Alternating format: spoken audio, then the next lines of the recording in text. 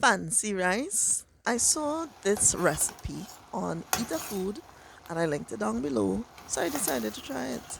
So you're going to boil the rice with some star anise as well as bay leaves, and then these are the ingredients that you're going to add to the rice when you fry it.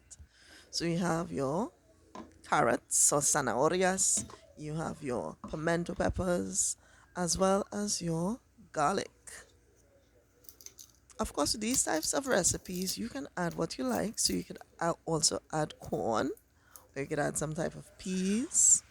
So I make sure that my garlic is minced and I chop up my vegetables, which would be the pimento peppers and the carrots. Then I'm adding some butter.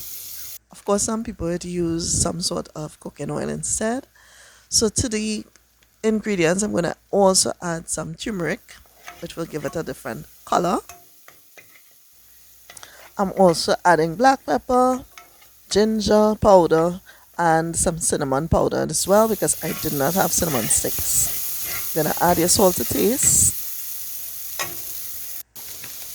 In goes the carrots, and I'm also going to be adding to this the cranberries, which gives it a different flavor. After all these ingredients are well sauteed, that's when we're going to add our rice and ensure that it's well covered with the saffron color. Did you see that? You can also add a generous dash of the orange bitters, as well as chives and the parsley.